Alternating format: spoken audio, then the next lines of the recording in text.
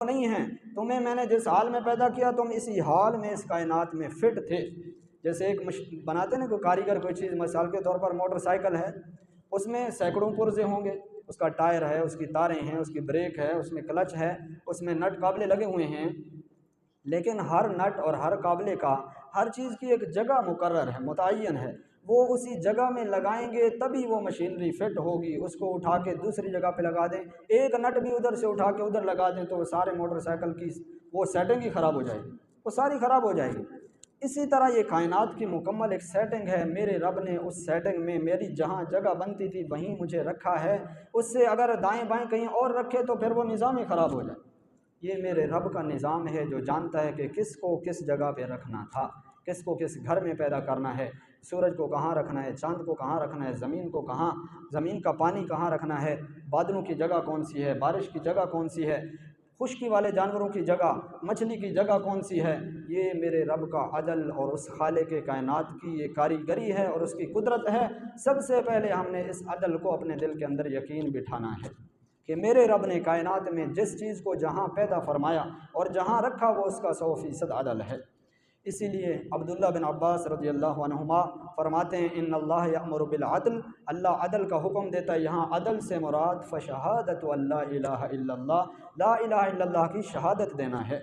کلمہ توحید کو اپنے دل میں بٹھانا ہے، یہ ہے عدل، سب سے بڑا عدل۔ کیونکہ قرآن میں دوسری جگہ اللہ فرماتے ہیں ان الشرک لظلم عظیم، شرک بہت بڑا ظلم ہے۔ عدل کا متضاد ظلم آتا ہے، انصاف کا متضاد الٹ آتا ہے ظلم، ایک طرف انصاف ہو تو ایک طرف ہو ظلم۔ تو جہاں ہم ظلم دیکھتے ہیں قرآن کہتا ہے شرک ظلم ہے، تو وہاں اس کا جو عدل آئے گا وہ توحید ہوگا۔ توحید اور شرک دو آپس میں ضدیں ہیں، توحید اللہ کو ایک ماننا اور شرک اللہ کے ساتھ کئی اوروں کو بھی شریک ٹھہرا دینا۔ تو سب سے پہلا عدل، سب سے بڑا عدل یہ ہے کہ ہم اللہ کی توحید کا اقرار کریں، اور دوسرے نمبر پہ عدل اللہ کی توحید یہ بھی ہے کہ اللہ کی ذات اور صفات کو بغیر کمی بیشی کے ماننا، جس طرح اس کی ذات ہے اس کو ویسے ماننا، نہ اس کی شان گھٹانا اور نہ کسی اور کو اٹھا کے شان بڑھا کے اس کے ساتھ ملانا۔ اللہ خالق ہے، وہ رازق ہے، وہ مالک ہے، وہ رزق دینے والا، وہ عدل کرنے والا، وہ سمیع ہے، وہ بصیر ہے، وہ ساری قدرتوں کا مالک ہے، اس کی قدرتوں کو اپنے دل میں بٹھانا۔ پھر اللہ کی صفات ہیں، ایک ہے اللہ کی ذات، اللہ کی ذات کا اقرار کرنا، دوسرا اس کی صفات کا اقرار کرنا، وہ سننے والا بھی ہے، وہ دیکھنے والا بھی ہے، وہ علم والا بھی ہے۔ پھر اللہ کی ذات کے بارے میں کچھ قرآن و حدیث میں بیان آیا ہے، مثلا قرآن میں آیا ہے کہ اللہ کے ہاتھ بھی ہیں، اسی طرح قرآن میں ہے کہ اللہ کا چہرہ بھی ہے، قرآن میں ہے کہ اللہ پاک کی آنکھیں بھی ہیں، سنتے بھی ہیں۔ وَاصْنَعِ الْفُلْكَ بِأَعْيُنِنَا، نوح علیہ السلام کو اللہ نے فرمایا نوح کشتی بنا میری آنکھوں کے سامنے، بِأَعْيُنِنَا میری آنکھوں کے سامنے کشتی بنا۔ اور کل من علیہا فان ویبقى وجہ ربک ذو الجلال والاکرام، کل کائنات فنا ہو جائے گی، اللہ فرماتے وجہ ربک، تیرے رب کا چہرہ اس پہ کبھی فنا نہیں، وہ باقی رہے گا۔ چہرے کا ذکر آ گیا، کہیں اللہ کے ہاتھوں کا ذکر آتا ہے خلقتہ بیدی، میں نے انسان کو اپنے ہاتھوں سے بنایا ہے۔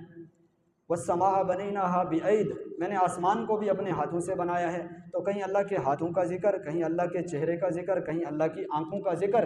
اور احادیث میں اللہ کے قدموں کا بھی ذکر ہے۔ تو اللہ کی جتنی ذاتی اعتبار سے چیزوں کا ذکر ہے ان کا بھی اقرار کرنا، ان کو بھی ماننا کہ اللہ کی آنکھیں ہیں، اللہ کے ہاتھ ہیں، اللہ کے پاؤں ہیں، لیکن تشبیہ نہیں دے سکتے۔ لیس کمثلہ شیء، اس کی مثال کوئی نہیں ہے، نہیں کہہ سکتے اللہ کی آنکھیں اس طرح ہیں، اللہ کے ہاتھ ایسے ہیں، اللہ کے پاؤں ایسے ہیں، یہ نہیں کہہ سکتے۔ یہ کہیں گے کہ جیسے اس کی شان کو لائق ہے، جس طرح اس کی شان ہے ویسے اس کے ہاتھ، جس طرح اس کی شان ویسے اس کا چہرہ، ہمیں اس کیفیت میں پڑھنے کی اجازت بھی نہیں۔ امام مالک رحمۃ اللہ علیہ فرمایا کرتے الاستواء معلوم، قرآن میں اللہ نے فرمایا کہ اللہ نے عرش پہ استوا فرمایا، ثم استوى علی العرش، ساری مخلوقات بنائی، پھر اللہ نے عرش پہ اپنا تخت سجایا، اپنی کرسی سجائی اور اپنی بادشاہت کو قائم فرمایا۔ اب اللہ فرماتے ہیں استوا میں نے کیا، عرشوں پہ اللہ قائم ہے، الاستواء معلوم، یہ تو پتہ چل گیا کہ اللہ کی بادشاہت ہے آسمانوں پہ، وَكَيْفِيَّتُهُ مَجْهُولٌ، لیکن وہ کیسے ہے وہ ہمیں معلوم نہیں، اس کی کیفیت مجہول ہے، وہ کیسے بیٹھا ہے، وہ کیسے وہاں موجود ہے، وہ کس طرح کے معاملات ہیں وہاں اس کے کوئی معلوم نہیں۔ وَالسُّؤَالُ عَنْهُ بِدْعَةٌ، اور اس بارے میں سوال کرنا ہی بدعت ہے، سوال کرنا ہی گناہ ہے۔ تو اس لیے اللہ کی ذات کے بارے میں سوال کرنا ہی جائز نہیں کہ اللہ ہیں تو پھر کیسے ہیں، کہاں ہیں، بیٹھے ہیں، کھڑے ہیں، اللہ کا چہرہ کیسا، اللہ کے ہاتھ کیسے، صرف ہمیں یہ بتایا گیا اس طرح کی چیزیں ہیں، آگے ہمیں علم نہیں بتایا گیا کہ اللہ کی کیفیات کیسے ہیں۔